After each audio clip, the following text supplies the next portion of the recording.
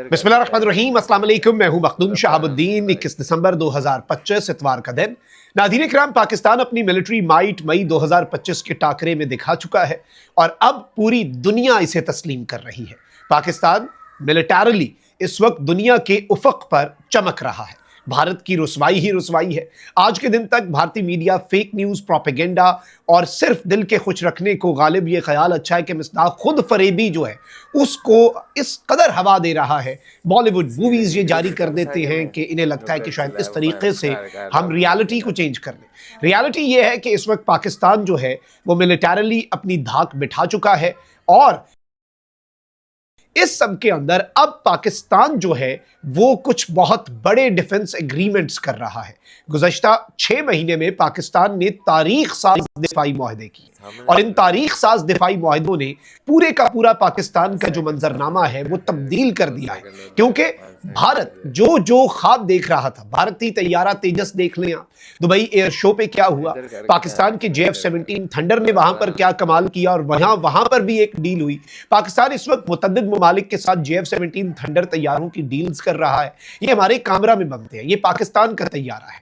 और इस सब के अंदर अब पाकिस्तान ने ना सिर्फ JF-17 बल्कि JF-17 थंडर समेत नाकाबिले यकीन मुआहिदे जो हैं उनकी खबर इस वक्त सामने आई है। और सऊदी अरब के बाद एक और अहम तरीन इस्लामी मुल्क जो है वो इस पूरे पाकिस्तान वाले एक्सेस के अंदर कूद पड़ा। देखिए, दुनिया जो है ना वो सिर्फ ताकतवर को सलाम करती है और ताकतवर की ही कदर करती है। आपको टाकरा जब होता है ना तो उसमें अपने मसल्स दिखाने पड़ते हैं। पाकिस्तान ने अपने मसल्स दिखाए, पाकिस्तान ने अपनी ताकत दिखाई, पाकिस्तान के साथ अल्लाह का फजल हुआ, करम हुआ, अल्लाह की नुसरत जो है वो शामिल हाल थी। फिर जाकर पाकिस्तान ने जो तारीख साज फतह हासिल की, उस फतह के बाद अब जो चीजें हैं वो बड़ी डिफरेंट एक डगर पे चल निकली है। पाकिस्तान इस वक्त ग्लोबल डिप्लोमेसी के फ्रंट फुट पे है। पाकिस्तान इस वक्त मिडल ईस्ट के अंदर जहां पर पाकिस्तान की अहमियत और कदर कीमत जो है वो इतनी कम हो गई थी कि हम एक इररेलेवेंट प्लेयर बन चुके थे और इंडिया पिछले 10 साल से इसी मिडल ईस्ट के अंदर, इन्हीं अरब ममालिक के अंदर अपना इन्फ्लुएंस बहुत शदीद बढ़ा चुका था। अब वो मिडल ईस्टर्न कंट्रीज और वो अरब कंट्रीज भी पाकिस्तान की तरफ आ रही हैं। सारी डिटेल्स लेकिन वही बात कि हमारे चैनल्स को रिपोर्ट किया जा रहा है। अगर अभी तक आपने इस वीडियो को लाइक नहीं किया, लाइक जरूर कर दें। रिपोर्टिंग का असर जो भारतीय और अफगान अकाउंट्स की तरफ से है वो इस तरह से टूटेगा कि आप इस वीडियो के नीचे एक के बजाय ज्यादा से ज्यादा कमेंट्स करें। नाज़रीन इकराम, बात वहीं से कंटिन्यू करते हैं। पाकिस्तान जो है उसने अरब ममालिक के अंदर भी अपना जो खोया हुआ मकाम मर्तबा है वो हासिल किया है। फिर अभी जो SMDA है सऊदीया के साथ, स्ट्रेटेजिक म्यूचुअल डिफेंस एग्रीमेंट, वो एक गेम चेंजर एग्रीमेंट है।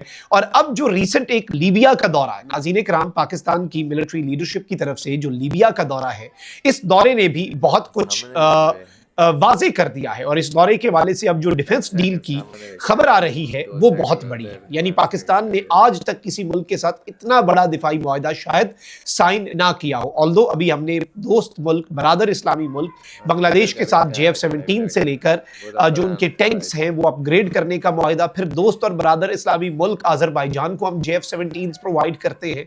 इसके अलावा दीगर बहुत से मुल्क हैं। अफ्रीका तक JF-17 थंडर जो है उसकी गूंज है और अफ्रीकन कंट्रीज जो है वो भी JF-17 थंडर खरीदने की बात करते हैं। अच्छा, JF-17 जो है नाज़रीन इकराम, इसके वाले से मैं आपको बता दूं कि इसकी प्राइस जो है वो ऑलमोस्ट $25 मिलियन है। इसकी कॉम्बैट रेंज जो है वो 1350 किलोमीटर है। ये पेलोड जो है ये 3630 किलोग्राम का रख सकता है। इसकी maximum speed 1910 kilometre per hour है और हेड पॉइंट्स इसके साथ हैं। इसका maximum take off weight 12474 kilogram है और मैक 1.6 की जो स्पीड है उससे हमारा ये JF-17 थंडर जो है ये अचीव करता है। और ये भी मैं आपको बता दूं कि ये तैयारा बड़ा बेहतरीन है। ये बैटल और जंग के अंदर अपने आप को साबित भी कर चुका है। कॉम्बैट में जो तैयारा अपने आप को साबित कर ले, जैसे चाइना के J-10C की अब जो मांग है राफेल गिराने के बाद, वो तारीख साज है। तो J-10C के साथ JF-17 भी उस वक्त फसाबित है।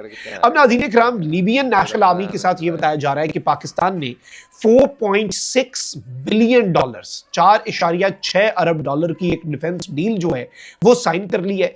ये डिफेंस डील तारीख साज बताई जा रही है और इस डिफेंस डील के वाले से बताया जा रहा है कि पाकिस्तान लीबियन नेशनल आर्मी को 16 अदद JF-17 Thunder fighter jets, reportedly as per the reports 16 JF-17 Thunder jets जो हैं वो प्रोवाइड करेगा।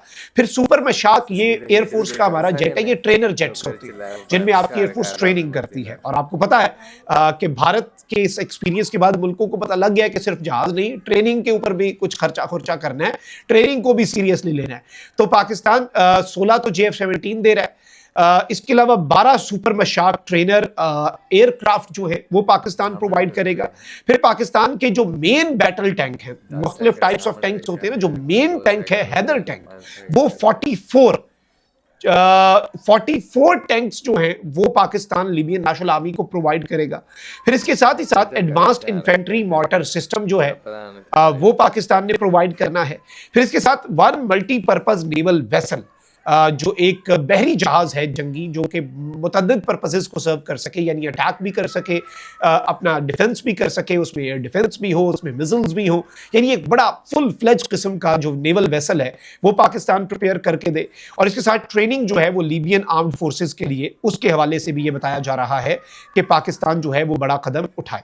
अब ये चीज़ आप समझिएगा और इसे ज़रा ज़हन में रखिएगा कि पाकिस्तान जो है उसने ये $4.6 अरब की जो डील की है, ये पाकिस्तान की इकॉनमी के लिए बड़ी इंपॉर्टेंट है। सेकेंडली, इसमें यह बात नहीं है कि पाकिस्तान कोई लीबिया की पॉलिटिक्स में या जियो पॉलिटिक्स में या लीबिया की फॉरेन पॉलिसी में इन्वॉल्व हो रहा है। अमेरिका जो है वो तमाम मुल्कों को हथियार बेचता है, ये एक इंडस्ट्री होती है। अभी बल्कि मैं टर्की और ग्रीस का पढ़ रहा था, इनका आपस में फटा हुआ।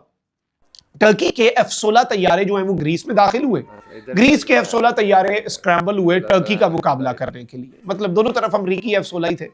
फिर इसके साथ आप ये देखें कि अमेरिका भारत के साथ भी डील करता है, पाकिस्तान के साथ भी डिफेंस डील करता है, क्योंकि ये कारोबारी डील्स होती हैं। इन डील्स के अंदर आप कोई साइड्स नहीं ले रहे होते।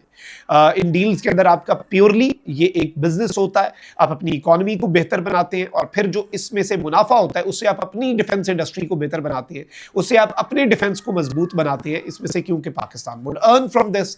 और जब पाकिस्तान अर्न करेगा तो फिर ऑब्वियसली पाकिस्तान उस पैसे को लगा सकेगा अपने जो बाकी डिफेंस की रिसर्च है, रिसर्च एंड डेवलपमेंट है, उस पर।